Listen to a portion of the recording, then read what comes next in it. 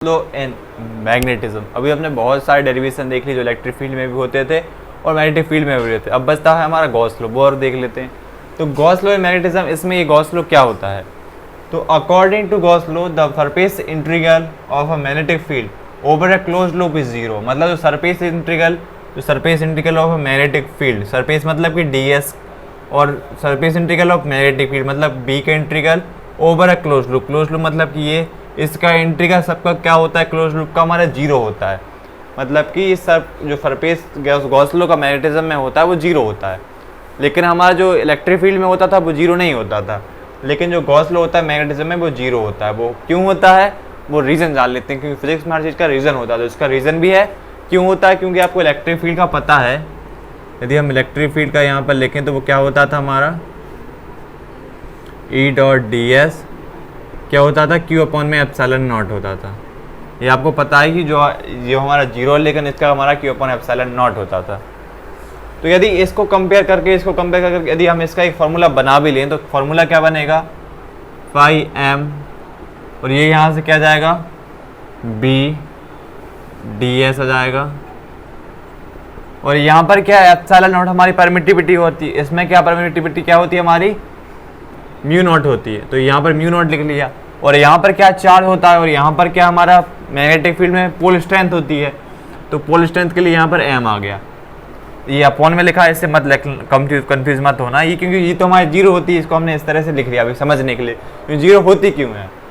तो यदि आपको पता है जो हमारा चार्ज यहाँ पर क्यों लेते थे, उसकी जो हमारी इलेक्ट्रिक फील्ड होती है हमारी वो कैसे जाती हैं। यदि हम इसको क्लोज कर दें, मतलब किसी सरफेस स्पेयर, मान लो ये स्पेयर है, इसमें क्लोज कर दें, तो यदि ये प्लस क्यू है तो इससे इलेक्ट्रिक फील्ड इस तरह से ऐसी इस तरह से जाएंगी।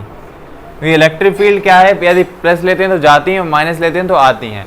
मतलब कि सिंगल चार्ज ही यहाँ पर एग्जिस्ट करता है। यदि प्लस को ले लेता हूँ इससे बाहर जाएंगी, और माइनस का लेता हूँ तो वहाँ पर हम अंदर आएंगे। तो प्लस भी एग्जिस्ट करता है सिंगली, और माइनस का क्यू भी यहाँ पर एग्जिस्ट करता है। लेकिन यदि मैं यहाँ पर क्या करूँ, जो m होता है वो भी क्या होती है हमारी पोल स्ट्रेंथ होती है। मतलब यदि एक पोल ले ले, मान लीजिए मैं इस m को क्लोज कर देता हूँ, मैंने इस m को क्लोज कर दिया किसी भी स्पेयर में, ये हमारा स्पेयर है, इसको हमने m को यहाँ पर क्लोज कर दिया।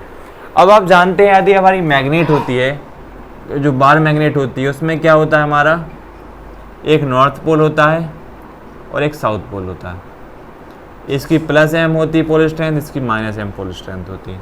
तो आप जानते हैं कि आप प्रॉपर्टी पढ़ के आए हैं बार मैग्नेट की, जो मोनोपोल होता है, मतलब कि यदि मोनोपोल मतलब कि या तो नॉर्थ पोल ही या साउथ पोल ही, नॉर्थ भी एग्जिस्ट नहीं करता और साउथ पोल ही, मतलब सिंगल हमारा पोल एग्जिस्ट नहीं करता। यदि मैं कहूँ सिर्फ यहाँ पर कितना है हमारा, सिर्फ नॉर्थ पोल है, तो ऐसा यहाँ पर नहीं होता। यहाँ पर होता है तो नॉर्थ पोल भी होता है और साउथ पोल भी होता है। लेकिन जो चार्ज क्यू होता है, सिंगल चार्ज क्यू हो सकता है, और सिंगल माइनस क्यू चार्ज भी हो सकता है, और प्लस क्यू चार्ज भी हो सकता है। लेकिन यदि मैग्नेटिक फील्ड में बात करता हूँ तो यहाँ पर जो m लिखा हुआ है उसके लिए सिंगल मोनोपोल यहाँ पर एग्जिस्ट नहीं करती, इसीलिए ये सब मिला के जीरो होता है। क्यों होता है आपको समझ में आया, क्योंकि यहाँ पर हमारे मोनोपोल एग्जिस्ट नहीं करते। मतलब कि यहाँ पर नॉर्थ पोल भी होना चाहिए और साउथ पोल भी होना चाहिए।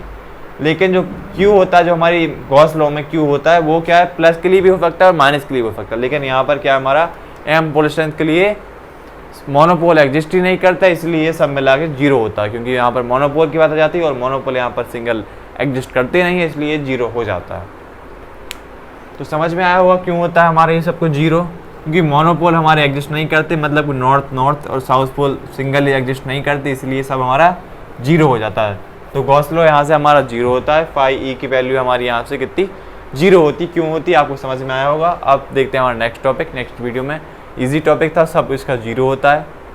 देखते हैं नेक्स्ट टॉपिक नेक्स्ट वीडियो में। Thank you.